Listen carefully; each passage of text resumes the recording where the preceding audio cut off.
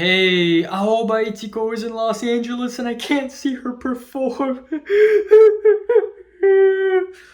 What's up, it's a culture detective here investigating your favorite albums. And today I am extremely tired and I don't know what's happened to my voice. And also I'm doing my second review of the day, and that would be an album review on the new Open Mike Eagle album, a tape called Component System with the Auto Reverse. So, sarcastic, somewhat artsy, almost in a joking way. Rapper, singer, R&B, maybe a little pop. Open Mike Eagle is back with a new album. I have talked about his last two albums. Back in 2017, he released an album called Brick Body Kid Still Daydream, which is a very interesting rap album because it doesn't sound like any other rap album I've ever heard before at that point. It has some pretty interesting songs and pretty funny lyrics here and there, and it's just cool that Open Mike Eagle was able to establish such an interesting character right off the bat. A couple years ago, he released Anime Trauma and Divorce, which I thought has some good songs as well, but didn't really land as hard. Now we have a new album, and I can say that he has departed from that anime, I wouldn't say style, but that anime concept. But still, this album is not short of quirky, weird moments. So the album opener, the song with the secret name, is a pretty weak album opener. It starts off with some charismatic guitars for like 2 seconds, but then those guitars just immediately disappear. We just ended up being this mushy, shimmery noise with some awkward singing on top and some funny lyrics. I wouldn't say it's terrible, but I would say it's not a very strong opener. It doesn't make itself an impression though. Next up, we have 79th and Stony Island, which began after a pretty so-so spacey interlude. And then we have the track itself with the dusty drum beats, the dreamy laid-back jazz instrumentals, and the catchy hook. So easily a highlight on the album for me. I'll Fight You sees Open Mike Eagle change to a completely different sound. He is back to his iconic ASMR rapping on this track. I also like the tight sequence beats, and there are some forlorn horns and embellishments here and there, which are quite nice. I wouldn't say this track blew me away or anything, but it is not bad. Circuit City is a noisy, dense, abstract rap track, and the two guest features on this track add so much to the track. I Retired Then I Changed My Mind is a hilarious track with some really disheveled guitars. And we have lyrics about Open Mike Eagle's state of mind and where he's at in life, the things he do, art rap.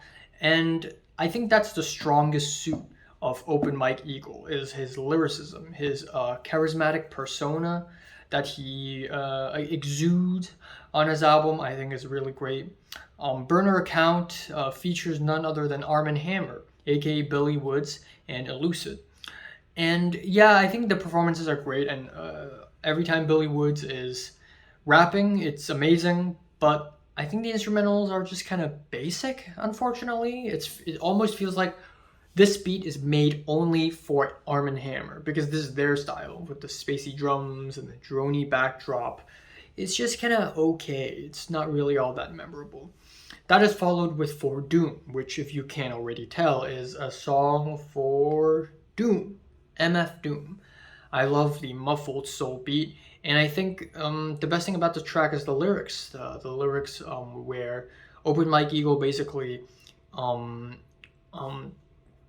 shows off his admiration for MF Doom, and also how heartwarming the lyrics on the track gets, especially at the end when he took a photo with who seems to be MF Doom, but then when he looked through the piece, he ain't really you.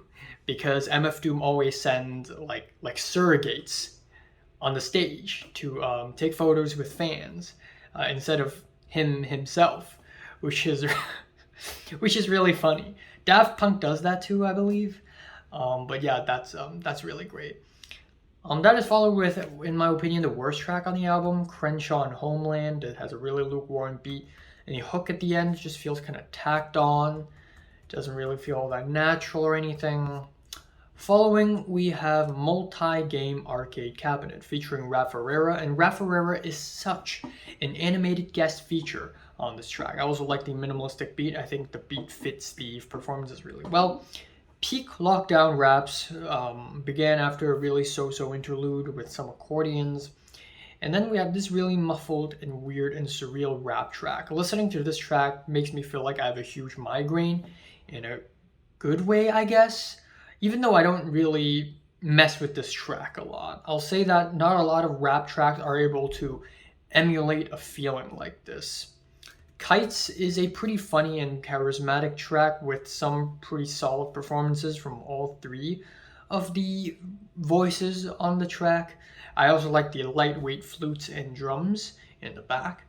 And the album ends off with CD only bonus track with a very simple beat. But the highlight of the track is really Aesop Rock, another legend in the abstract art rap scene right now. His precise HD performance is just unmistakably fantastic. And I think his chemistry with Open Mike Eagle is great as well. So yeah, I'm just going to leave it at that. I think this is a pretty solid album with some really interesting quirky moments here and there. Oh god, I'm so tired. I wouldn't say it's great though. I wouldn't say it's great, but I'm just going to end the video off here.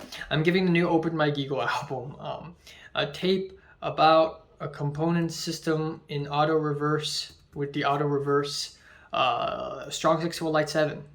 So here, listen to the new Open Mike Eagle from 1 to 10 images rated. Like, and subscribe. One more fan. Thanks for watching. Yes.